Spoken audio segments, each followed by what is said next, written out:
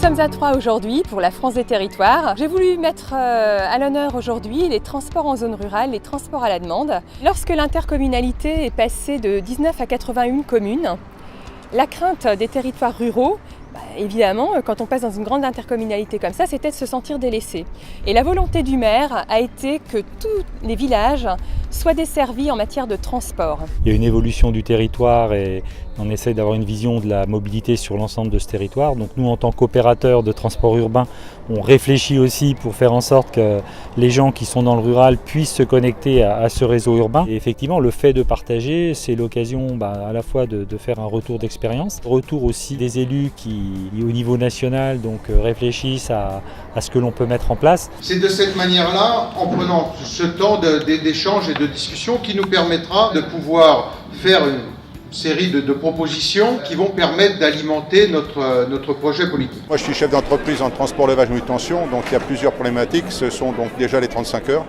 On est bloqué avec ça. Et le reste, c'est les charges. Le taux des charges est trop important. Disons qu'en campagne, il y a beaucoup d'entrepreneurs qui arrivent à la retraite et il n'y a personne qui reprend. La question du terrorisme qui a été évoquée, la difficulté à recruter des médecins en France. D'autres problématiques, les écoles, la taxe d'habitation qu'on pense supprimer. Emmanuel Macron, c'est le président de la République qui souhaite détruire les corps intermédiaires et la France des territoires. Bravo ! Et la taxe d'habitation, c'est exactement ça. Quel est l'objectif ?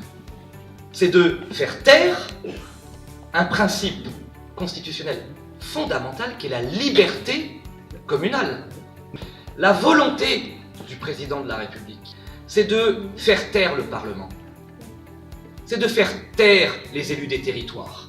C'est de faire taire l'Assemblée nationale. C'est de faire taire le Sénat. C'est de faire taire le peuple de France. Que pensez-vous du prélèvement à la source des impôts sur le revenu ? Le prélèvement à la source, c'est une escroquerie pour l'ensemble des entreprises. Parce qu'une entreprise dans ce pays, c'est fait pour créer du travail, créer de la valeur ajoutée, et avec la valeur ajoutée, faire fonctionner la société. C'est pas fait pour prélever de l'impôt.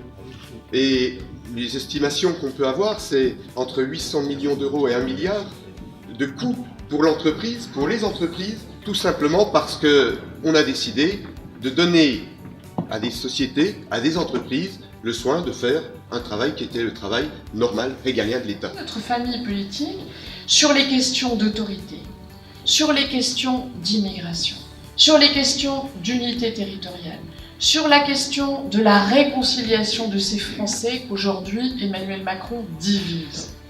La droite sera au rendez-vous. Mais elle ne sera au rendez-vous qu'avec vous.